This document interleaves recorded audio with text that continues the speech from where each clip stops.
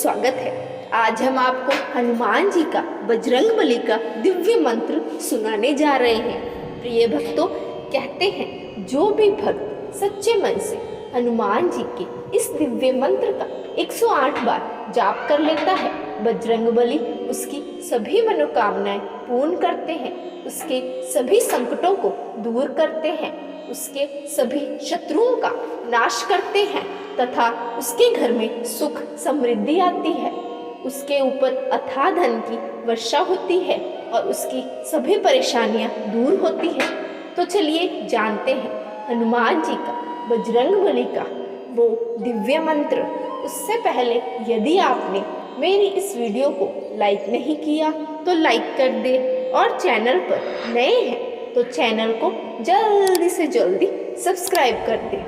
प्रिय भक्तों, इस बात का खास ध्यान रखें कि मंत्र का जाप पूरे सच्चे मन से व श्रद्धा पूर्वक करें, तभी आपको इसका फल मिलेगा, अन्यथा नहीं। मंत्र: ओम आंजनेयाय विद्महे वायुपुत्राय धीमहि तन्नो हनुमत प्रचोदयात्। ओम आंजनेयाय विद्महे वायुपुत्राय धीमहि तन्नो हनुमत प्रचोदयात्। ओम आंजनेयाय विद्महे वायुपुत्राय धीमहि तन्नो हनुमत प्रचोदयात्।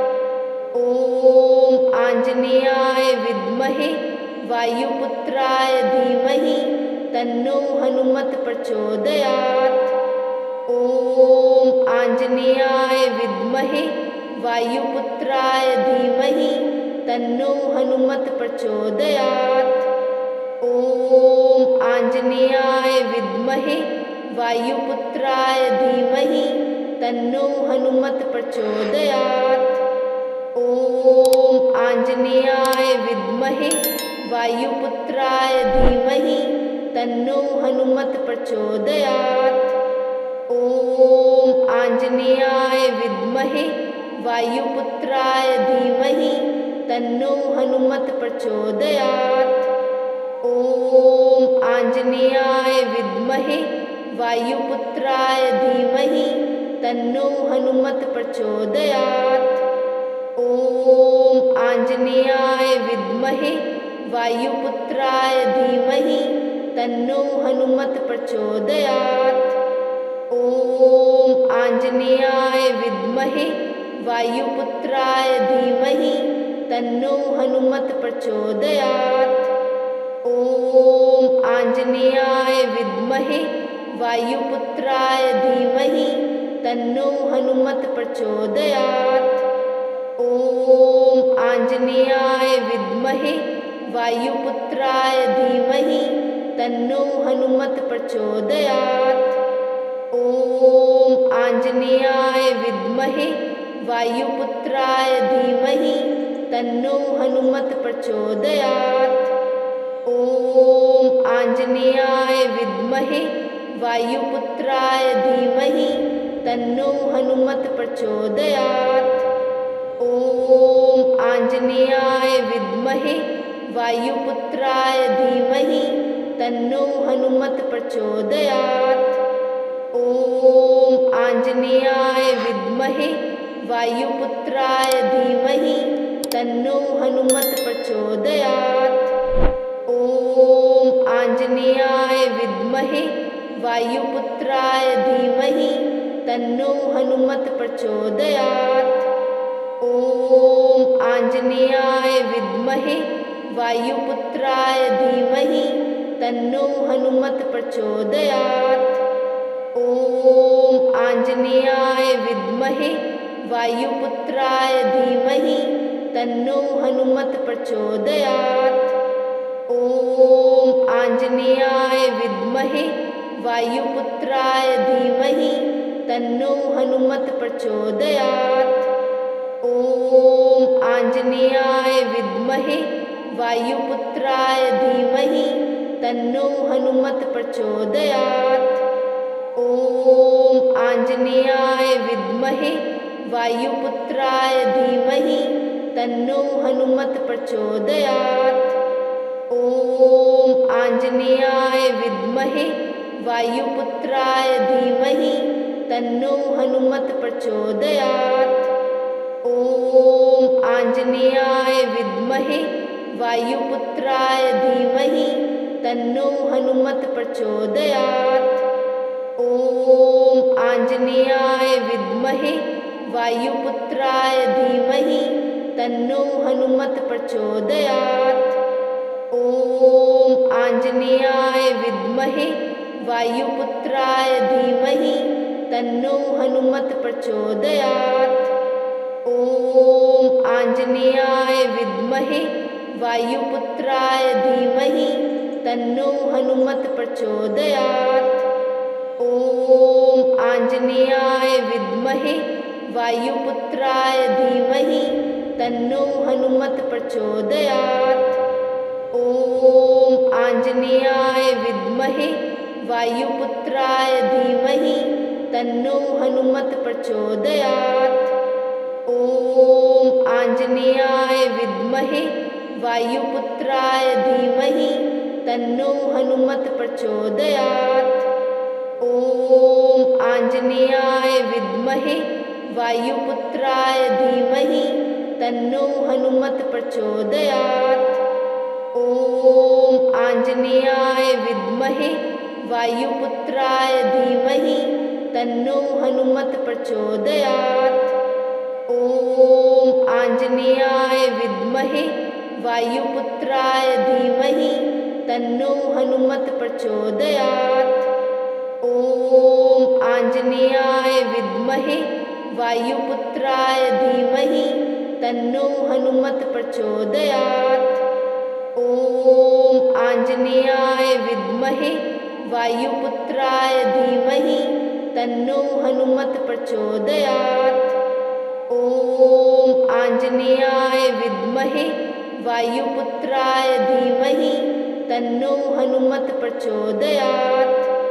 ॐ आंजनेयाय विद्महे वायुपुत्राय धीमहि तन्नो हनुमत प्रचोदयात्।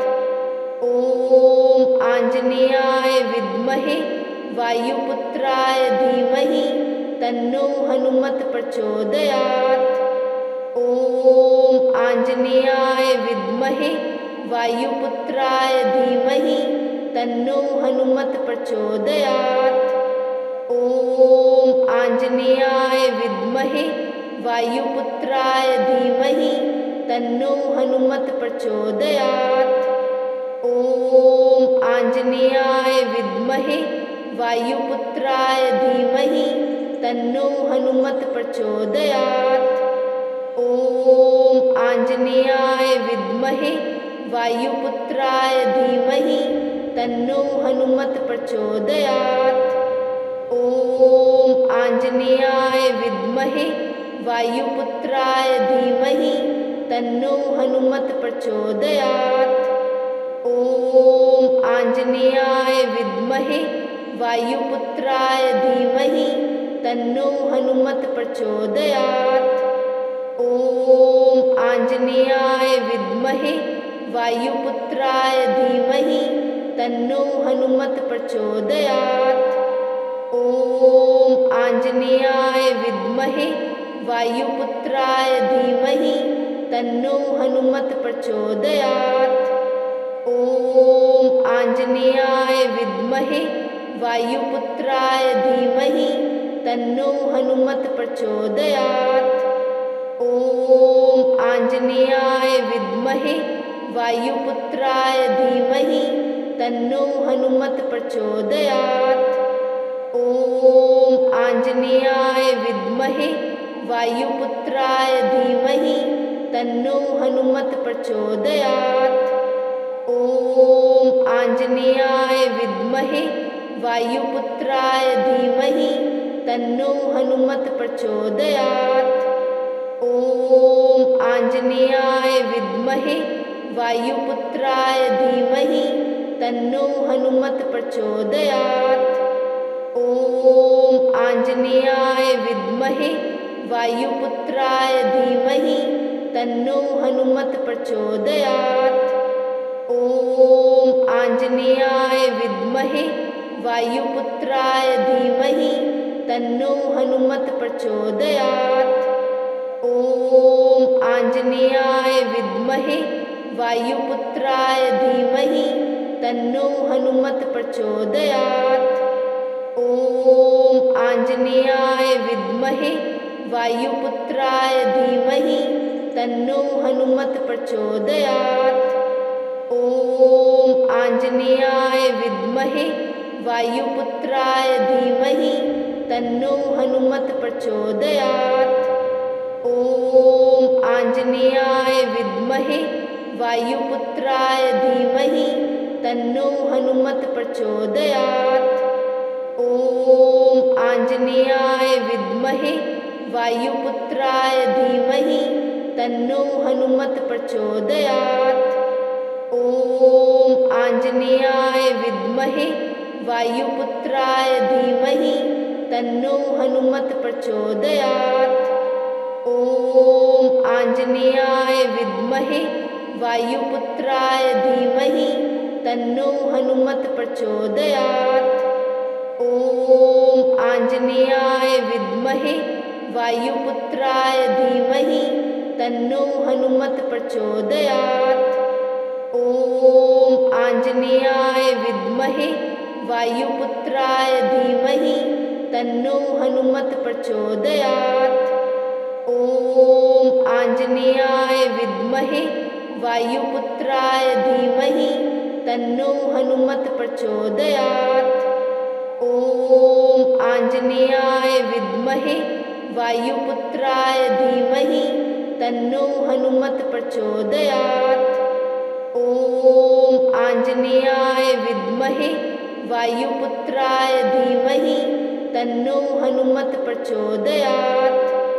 ॐ आंजनेयाय विद्महे वायुपुत्राय धीमहि तन्नो हनुमत प्रचोदयात्। ॐ आंजनेयाय विद्महे वायुपुत्राय धीमहि तन्नो हनुमत प्रचोदयात्। ॐ आंजनेयाय विद्महे वायुपुत्राय धीमहि तन्नो हनुमत प्रचोदयात्। ॐ आंजनेयाय विद्महे वायुपुत्राय धीमहि तन्नो हनुमत प्रचोदयात्। ॐ आंजनेयाय विद्महे वायुपुत्राय धीमहि तन्नो हनुमत प्रचोदयात्। ॐ आंजनेयाय विद्महे वायुपुत्राय धीमहि तन्नो हनुमत प्रचोदयात्। ॐ आंजनेयाय विद्महे वायुपुत्राय धीमहि तन्नो हनुमत प्रचोदयात्। ॐ आंजनेयाय विद्महे वायुपुत्राय धीमहि तन्नो हनुमत प्रचोदयात्। ॐ आंजनेयाय विद्महे वायुपुत्राय धीमहि तन्नो हनुमत प्रचोदयात्। ॐ आंजनेयाय विद्महे वायुपुत्राय धीमहि तन्नो हनुमत प्रचोदयात्। ॐ आंजनेयाय विद्महे वायुपुत्राय धीमहि तन्नो हनुमत प्रचोदयात्। ॐ आंजनेयाय विद्महे वायुपुत्राय धीमहि तन्नो हनुमत प्रचोदयात्। ॐ आंजनेयाय विद्महे वायुपुत्राय धीमहि तन्नो हनुमत प्रचोदयात्। ॐ आंजनेयाय विद्महे वायुपुत्राय धीमहि तन्नो हनुमत प्रचोदयात्। ॐ आंजनेयाय विद्महे वायुपुत्राय धीमहि तन्नो हनुमत प्रचोदयात्। ॐ आंजनेयाय विद्महे वायुपुत्राय धीमहि तन्नो हनुमत प्रचोदयात्। ॐ आंजनेयाय विद्महे वायुपुत्राय धीमहि तन्नो हनुमत प्रचोदयात्। ॐ आंजनेयाय विद्महे वायुपुत्राय धीमहि तन्नो हनुमत प्रचोदयात्। ॐ आंजनेयाय विद्महे वायुपुत्राय धीमहि तन्नो हनुमत प्रचोदयात्। ॐ आंजनेयाय विद्महे वायुपुत्राय धीमहि तन्नो हनुमत प्रचोदयात्। ॐ आंजनेयाय विद्महे वायुपुत्राय धीमहि तन्नो हनुमत प्रचोदयात्। ॐ आंजनेयाय विद्महे वायुपुत्राय धीमहि तन्नो हनुमत प्रचोदयात्। ॐ आंजनेयाय विद्महे वायुपुत्राय धीमहि तन्नो हनुमत प्रचोदयात्। ॐ आंजनेयाय विद्महे वायुपुत्राय धीमहि तन्नो हनुमत प्रचोदयात्। ॐ आंजनेयाय विद्महे वायुपुत्राय धीमहि तन्नो हनुमत प्रचोदयात्। ॐ आंजनेयाय विद्महे वायुपुत्राय धीमहि तन्नो हनुमत प्रचोदयात्। ॐ आंजनेयाय विद्महे वायुपुत्राय धीमहि तन्नो हनुमत प्रचोदयात्। ॐ आंजनेयाय विद्महे वायुपुत्राय धीमहि तन्नो हनुमत प्रचोदयात्। ॐ आंजनेयाय विद्महे वायुपुत्राय धीमहि तन्नो हनुमत प्रचोदयात्। ॐ आंजनेयाय विद्महे वायुपुत्राय धीमहि तन्नो हनुमत प्रचोदयात्। ॐ आंजनेयाय विद्महे वायुपुत्राय धीमहि तन्नो हनुमत प्रचोदयात्। ॐ आंजनेयाय विद्महे वायुपुत्राय धीमहि तन्नो हनुमत प्रचोदयात्। ॐ आंजनेयाय विद्महे वायुपुत्राय धीमहि तन्नो हनुमत प्रचोदयात्। ॐ आंजनेयाय विद्महे वायुपुत्राय धीमहि तन्नो हनुमत प्रचोदयात्। ॐ आंजनेयाय विद्महे वायुपुत्राय धीमहि तन्नो हनुमत प्रचोदयात्। ॐ आंजनेयाय विद्महे वायुपुत्राय धीमहि तन्नो हनुमत प्रचोदयात्। ॐ आंजनेयाय विद्महे वायुपुत्राय धीमहि तन्नो हनुमत प्रचोदयात्। ॐ आंजनेयाय विद्महे वायुपुत्राय धीमहि तन्नो हनुमत प्रचोदयात्। ॐ आंजनेयाय विद्महे वायुपुत्राय धीमहि तन्नो हनुमत प्रचोदयात्। ॐ आंजनेयाय विद्महे वायुपुत्राय धीमहि तन्नो हनुमत प्रचोदयात्। ॐ आंजनेयाय विद्महे वायुपुत्राय धीमहि तन्नो हनुमत प्रचोदयात्। ॐ आंजनेयाय विद्महे वायुपुत्राय धीमहि तन्नो हनुमत प्रचोदयात्। ॐ आंजनेयाय विद्महे वायुपुत्राय धीमहि तन्नो हनुमत प्रचोदयात्। ॐ आंजनेयाय विद्महे वायुपुत्राय धीमहि तन्नो हनुमत प्रचोदयात्। ॐ आंजनेयाय विद्महे वायुपुत्राय धीमहि तन्नो हनुमत प्रचोदयात्। ॐ आंजनेयाय विद्महे वायुपुत्राय धीमहि तन्नो हनुमत प्रचोदयात्। ॐ आंजनेयाय विद्महे वायुपुत्राय धीमहि तन्नो हनुमत प्रचोदयात्। ॐ आञ्जनेयाय विद्महे वायुपुत्राय धीमहि तन्नो हनुमत् प्रचोदयात्। ॐ आञ्जनेयाय विद्महे वायुपुत्राय धीमहि तन्नो हनुमत् प्रचोदयात्। ॐ आञ्जनेयाय विद्महे वायुपुत्राय धीमहि तन्नो हनुमत् प्रचोदयात्। ॐ आञ्जनेयाय विद्महे वायुपुत्राय धीमहि तन्नो हनुमत् प्रचोदयात्।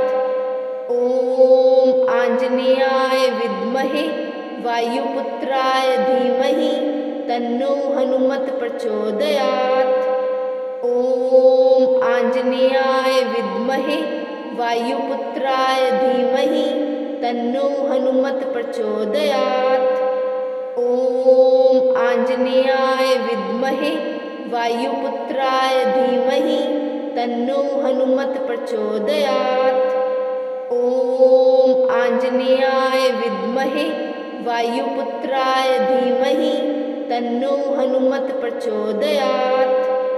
ॐ आञ्जनेयाय विद्महे वायुपुत्राय धीमहि तन्नो हनुमत् प्रचोदयात्। ॐ आञ्जनेयाय विद्महे वायुपुत्राय धीमहि तन्नो हनुमत् प्रचोदयात्।